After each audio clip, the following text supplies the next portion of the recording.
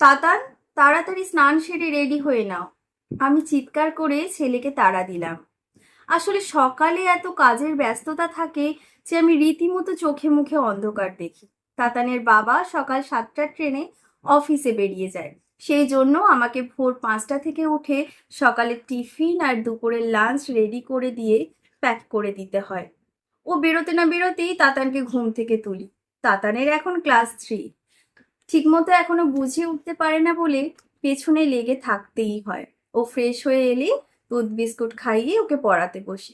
স্কুলের হোমওয়ার্ক পড়া সব তৈরি করিয়ে স্কুল ব্যাগ জলের বোতল গুছিয়ে দিয়ে আমি আর এক দফা রান্নাঘরে যাই। শ্বশুর মশাই মাছ মাংস এনে দিলে আমি সেটাই রান্না করি।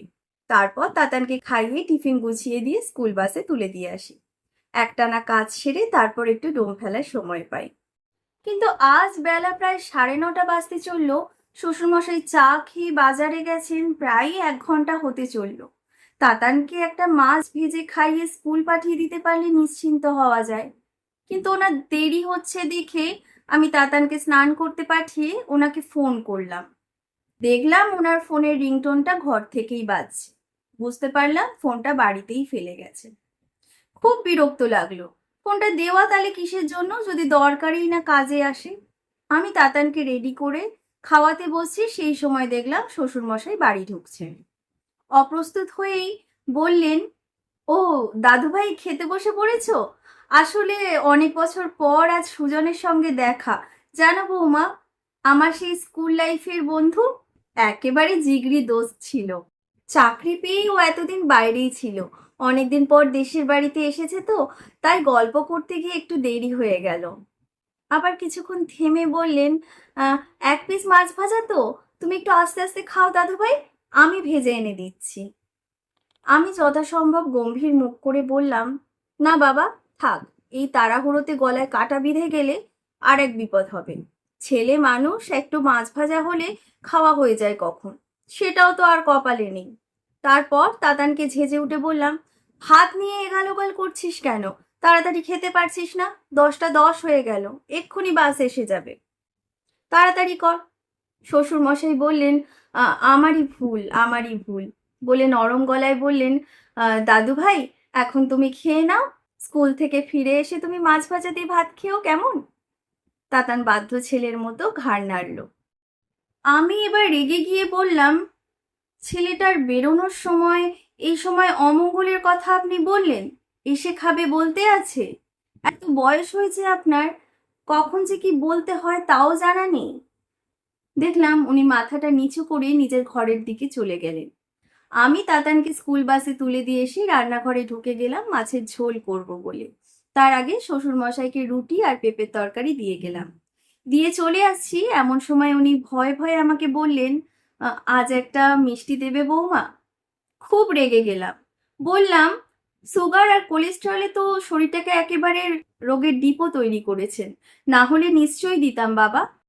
আগে যদি একটু মেপে ঝুপে খাওয়া দাওয়া করতেন তাহলে এখন এত নিয়ম মানতে হতো না। ডাক্তার স্ট্রিক্টলি বারণ করে দিয়েছেন। কি করে দিই বলুন তো আমি? উনি রুটি ছিঁড়তে ছিঁড়তে বললেন, তোমার শাশুড়ি মা বেঁচে থাকতে সপ্তাহে একদিন রুটির সঙ্গে একটি করে মিষ্টি বরাদ্দ ছিল আমার। আমি মিষ্টি খেতে তো খুব ভালোবাসি, তাই কড়া রুটিন থেকেও একদিন ছাড় দিয়েছিল। আর আমিও সারা সপ্তাহ ধরে ওই একটি দিনের জন্য অপেক্ষা করতাম।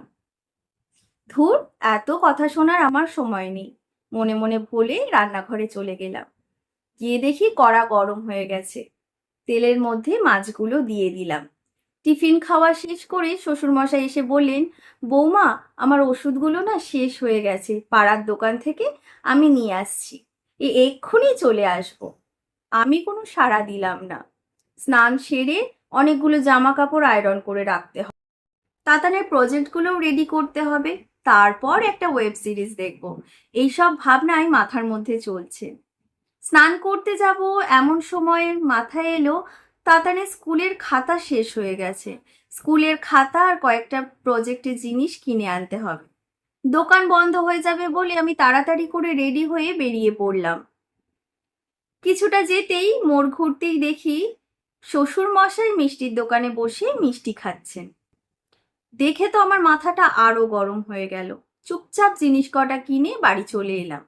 বাড়ি আসতেই যা ইচ্ছে তাই করে বললাম, প্রতি মাসে আপনার ছেলে ওষুধের দোকানে এতগুলো করে টাকা দেয়, প্রতি মাসে চেক আপ, এক গাদা টেস্ট, কি লাভ হচ্ছে শুনি? এদিকে আমরা রেস্ট্রিকশন করছি আর আপনি বাইরে লুকিয়ে লুকিয়ে যা ইচ্ছে তাই খাচ্ছেন। উনি চুপচাপ অপরাধীর মতো স্নান করতে চলে গেলেন। শনিবার বলে তাতান তাড়াতাড়ি দুপুরবেলা স্কুল থেকে বাড়ি ফিরে এলো। স্কুল থেকে বাড়ি এলে ওকে একটু খাইয়ে ঘুম পাড়িয়ে দিই, তা না হলে সন্ধেবেলা পড়তে বসে ঢুলতে থাকে। বিকেলবেলা তাতান পার্কে যাবে বলে দাদুর সাথে রোজই বায়না করে, কিন্তু সত্যি বলতে কি বাবা যেন এখন কেমন একটু হয়ে গেছে। ছেলেকে ওনার সাথে পাঠাতে আমি ভরসা পাই না। তাতানের বাবাও এই নিয়ে অভিযোগ করে আমার প্রতি, কিন্তু আমি তাতে বিশেষ পাত্তা দিই না। যথারীতি আজও সে ঘুম থেকে উঠে বায়না জুড়ে দিল দাদুর সঙ্গে মাঠে যাবে। শ্বশুরমশাই সঙ্গে সঙ্গে বলল, চলুক না দাদু ভাই আমার সঙ্গে, আমি ঠিক দেখে দেখে রাখবো, ও তুমি কিছু চিন্তা করো না বৌমা। আমি বললাম, না বাবা, ও যেরকম ছাদে খেলা করে সেরকমই করুক, একদিন গেলেই রোজ রোজ বায়না করবে, কোথায় একটা বিপদ আপদ হবে তখন আমারটাই যাবে, কারো কিছু যায় আসবে না। এসব কথার মাঝখানে তাতানের বাবা যে কখন অফিস থেকে বাড়ি ফিরে এসেছে আমি সেটা বুঝতে পারিনি। আমাকে বলল, তাতান যে শুধু আমাদের সন্তান তেমনটা নয়, ওর দাদুরও ওর প্রতি একটা অধিকার আছে। তোমার সব সময় এমন করাটা কি ঠিক? বাবা একজন অভিজ্ঞ বয়স্ক মানুষ, উনি ঠিক তাতানকে দেখে দেখে রাখতে পারবেন। এগুলো কিন্তু তোমার বড্ড বাড়াবাড়ি। আমি কিন্তু আমার কথায় অটল রইলাম। তাতানের বাবার সঙ্গে ঝামেলাও সন্ধেবেলা পড়তে বসে তাতান আমাকে বলল, মাম্মাম কাল তো সানডে, স্কুল ছুটি, আমি আজকে একটুখানি পড়ে উঠে পড়ি, দাদুভাই আমাকে সেই কালকের ভূতের গল্পটা কমপ্লিট করবে বলেছে। তাতানের বাবা তখন টিভি দেখছিল, আর বাবা মানে শ্বশুরমশাই খবরের কাগজ পড়ছিল। রোজ সন্ধেবেলা খবরগুলো খুঁটিয়ে খুঁটিয়ে মুখস্থ করার ওনার আগাগোড়া অভ্যেস। তাতানের বাবা সঙ্গে সঙ্গে বলে দিল, হ্যাঁ দাদুভাই তোমাকে গল্প বলবে, একদিন একটু কম পড়লে কিচ্ছু হবে না, মাঝে মাঝে গল্প শোনাটাও জরুরি। আমি সামনে কিছু বলতে পারলাম না, দুমদাম ঘরের থেকে বেরিয়ে রান্নাঘরে চলে গেলাম। তাতানের দাদু তাতানকে নিয়ে ঘরে চলে গেল। আমি তাতানের বাবাকে খুব সিরিয়াসলি বলে দিলাম, আমি কিন্তু এগুলো একেবারেই পছন্দ করি না। এরকম প্রশ্রয়ে তাতান অবাধ্য হয়ে যাচ্ছে। ভূত প্রেত রাজরানীর গল্প, এ আবার কি? ও তো এগুলো বিশ্বাস করতে শুরু করে দিচ্ছে। এত পড়াশোনার চাপ, এত হোমওয়ার্কের মধ্যে এসব গাল গল্প শুনে সময় নষ্ট হচ্ছে না? তাতানের বাবা একটু জোর গলায় বলল, তাতান এখন অনেক ছোট, আর সব দাদু ঠাকুমার কাছেই নাতি নাতনি অনেক বেশি আদরের। দাদু ঠাকুমা যেমন তাদের কাছে পাওয়ার অধিকার আছে, তেমনি নাতি নাতনিরও দাদু ঠাকুমার সাথে সময় কাটানোর অধিকার আছে। আসলের থেকে সুদ বেশি কথাটা কিন্তু এমনি এমনি আসেনি।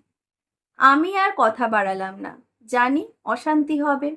তরকারি কষিয়ে জল ঢেলে দিয়ে বাবাকে ফোন করলাম। মনটা ভালো লাগছিল না।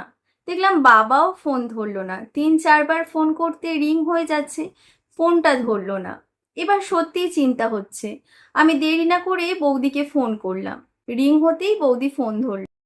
উদ্বিগ্ন হয়ে জিজ্ঞেস করলাম, বাবা কোথায় গো? কতক্ষণ ধরে ফোন করে যাচ্ছি, ফোন ধরছে না। সঙ্গে সঙ্গে বৌদি বিরক্ত হয়ে ঝড়ের মতো বলে গেল, তোমার বাবার ফোন কোথায় থাকে আর তোমার বাবা কোথায় থাকে তার কোনো ঠিক ঠিকানা আছে নাকি?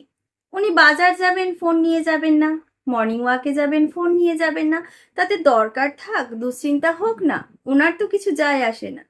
শোনো, তোমার সঙ্গে আমার কিছু কথা আছে, তোমার দাদাকে বলে বলে তো আর পারছি না, সে তো সংসারের কোনো কানই দেয় না। তুমি তো গতবার নিজেই শুনে গেলে বাবার প্রেশার কতটা হাই হয়ে আছে, ডাক্তার কি বলে গেলেন। আর উনি প্রায় দিন বন্ধুদের সঙ্গে তাসের আড্ডায় গিয়ে সিঙ্গারা, কচুরি, তেলে ভাজা এসব খেয়ে আসেন।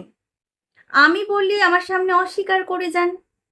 আমি যদি এদিকে বাড়িতে বোঝাই তো উনি বুঝবেন না, এদিকে আমি বাড়িতে বুঝে শুনে খাবার দিই আর উনি বাইরে থেকে এসব খেয়ে আসেন। এরপর একটা বিপদ আপদ কিছু হলে তোমরা কি আমায় ছেড়ে কথা বলবে? সব দোষ তো আমার ঘাড়েই উঠবে। কিছুক্ষণ চুপ থেকে আবার বলল, তোমার দাদাকে কত করে বললাম তিন্নিকে ভালো স্কুলে ভর্তি করব, একটু বাইরের দিকে চলো, কিন্তু তোমার বাবা দেশের বাড়ি ছেড়ে যাবেন না। থাকতেন উনি এখানে, রান্নার লোক, কাজের লোক থাকতো, তুমি কাছাকাছি আছো, দেখাশোনা করতে পারতে। একান্তই না হলে কত ভালো ভালো ফেসিলিটির বৃদ্ধাশ্রম ছিল বলো তো। কিন্তু না, তোমার দাদা কিছুতেই বাবাকে ফেলে যেতে রাজি নয়। এসব আদ্যিকালে জেদ আর সেন্টিমেন্টের জন্য আমার তিন্নির কেরিয়ারে যদি কোনো প্রবলেম হয়, আমি কিন্তু কাউকে ছেড়ে কথা বলবো না। আরো কিছুক্ষণ বৌদি বকবক করে গেল। সবটাই বাবার বিরুদ্ধে বলা কথা। কিছু আমার কানে ঢুকলো, কিছু ঢুকলো না। আমার চোখটা ততক্ষণে জলে ভরে গেছে। আমি বললাম, মা যখন মারা যায় দাদা 10 আর আমি 7। বাবা চাইলেই নতুন একটা সংসার করতে পারতো, কিন্তু আমাদের মানুষ করবে বলে ছেলে মেয়ে নিয়েই জীবন কাটিয়ে দিয়েছে। ভিটে ছেড়ে যাবে কি করে বলো? আর বয়স হচ্ছে তো একটু ভুলো মনা হয়ে গেছে। বয়স হলে মানুষ বাচ্চার মতোই হয়ে যায়। এরকম করে বলো না। মাঝে মধ্যে রুটিনে একটু অদল বদল করে দিও, দেখবে আর বাইরে গিয়ে খাবে না। আমাকে ফোন করতে বলো, আমি বুঝিয়ে বলবো। গলা বুঝে এলো। ফোনটা কেটে দিয়ে আমি খাবার টেবিলে রেডি করলাম। সবাইকে ডাকলাম। তাতানের বাবাকে বললাম, এবার থেকে অফিস থেকে ফেরার পথে সুগার ফ্রি মিষ্টি এনো একটু, বাবার জন্য রেখে দেব। শ্বশুর মশাইয়ের দিকে তাকিয়ে বললাম, এই রোদে গরমে রোজ রোজ আপনাকে বাজারে যেতে হবে না, মাঝে মধ্যে আমিও মাছ নিয়ে আসতে পারবো। আর বাইরে খাবার খাওয়াটা কি খুব জরুরি? শরীরটা খারাপ করলে কষ্টটা কে পাবে বলুন তো? কিছু খেতে ইচ্ছে করলে আপনি আমাকে বলবেন, আমি হেলদি ফুড বানিয়ে দেবো। আর তাতানকে বললাম, এখন থেকে স্যাটারডে আর সানডে তোমার দাদু ভাইয়ের কাছে গল্প শোনার দিন। হ্যাপি তো? দেখলাম বাবা আর বাবার ছেলের চোখটা কেমন যেন চিকচিক করে উঠলো। খুশিতে না জলে সেটা বুঝে উঠতে পারলাম না, কিন্তু আমার মনটা খুব হালকা হয়ে গেল। রাতে ফেসবুক অন করতেই টাইম লাইনে দেখি বৌদির পোস্ট। আমার বাবা আর নিজের বাবাকে দুই ধারে নিয়ে ছবি, সম্ভবত বিয়ের সময় তোলা ছবি। ক্যাপশনে লেখা, আমার দুই ছেলে। কমেন্টে আমি লিখলাম, তোমার অবাধ্য ছেলেদের এমন করেই দুহাত দিয়ে বেঁধে রেখো। অনেক দায় দায়িত্ব কর্তব্যভার সামলে ওরাও এখন বাচ্চা হয়ে গেছে। তুমি মা হয়ে একটু ধৈর্য ধরো। তুমিই তো বলো, মা হওয়া কি মুখের কথা? কলমে পার্বতী মোদক, কণ্ঠে মৌমিতা।